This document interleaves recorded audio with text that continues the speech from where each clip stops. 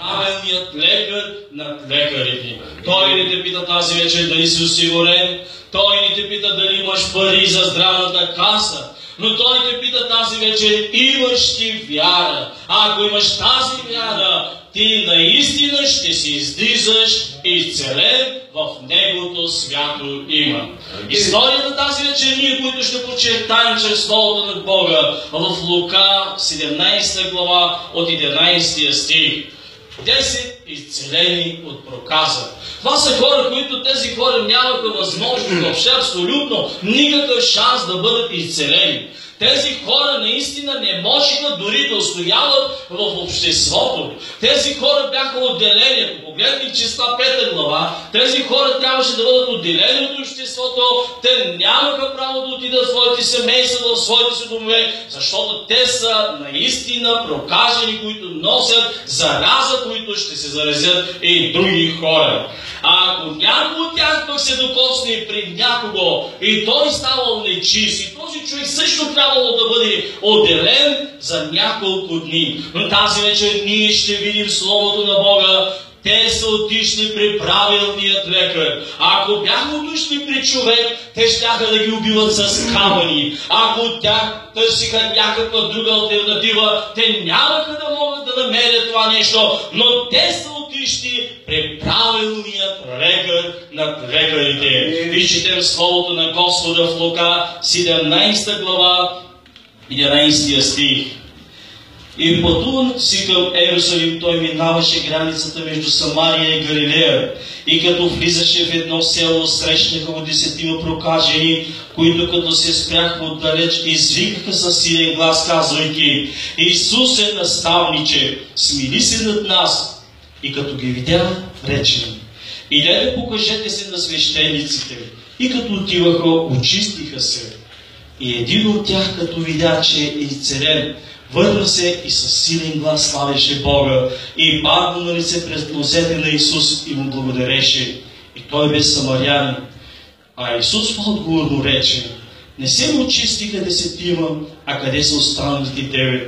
Не намериха ли се други да се върнат и да въздадат слава на Бога, освен този другопленник? И рече му: стани и си иди, твоята вяра те изцели. Нека Бог да ни помогне. Често пъти, когато ние идваме пред Господа, да, всеки плаче за своят проблем. Всеки иска да бъде изцелен. И това не е проблем за Господа. Тази вечер тази история ни напомня за хора, които всъщност наистина идват и искат това изцеление.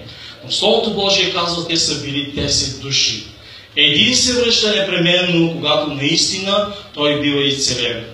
Господ Исус Христос, защо ги праща при свещеника?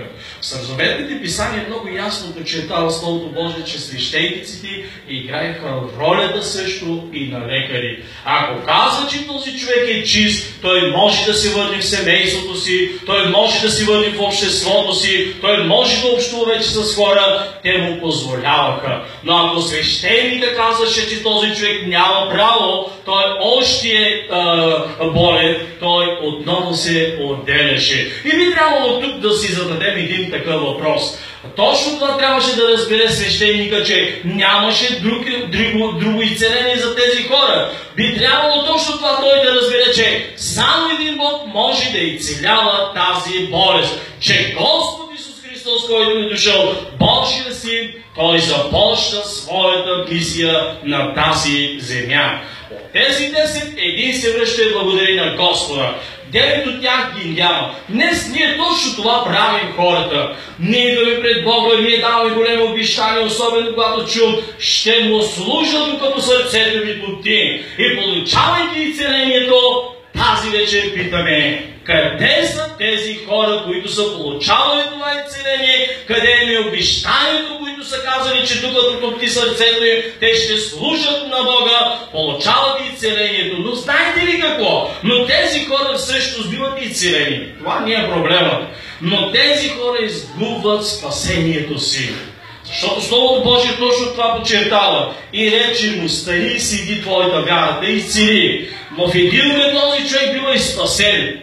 Хора, които идват всъщност, които наистина нещо като сделка правят. Ако ти ме изцелиш, Господи, аз ще служа на теб. Някакъв пазарлък. В Старозаветните писания има една такава история също, Неаман, в 5 глава, в 4 Царе. Там историята точно това ни подчертава, че този човек, точно това, когато идваме пред Бога, ние точно това правим. Ще отидем пред Господа, както искаме, по нашия начин, така Господ ще ни цели. А какво казваме, когато ние се молим? Да бъде Твоята воля. Защото ако Бог желае, Той ще ти цели. Бог не се интересува от твоите финанси. Бог не се интересува от твоите материални неща, но Бог се интересува от теб. Дали сърцето ти е отдадено на Бога. Един от стиховете на Исаия казва: тези люди ме почитат с устите си, но с сърцата си остават далеч от мен. Каква е тази история, която Неаман? Неаман е един военачалник, който наистина той беше силен и Бог даваше много победи чрез него. Воюваше.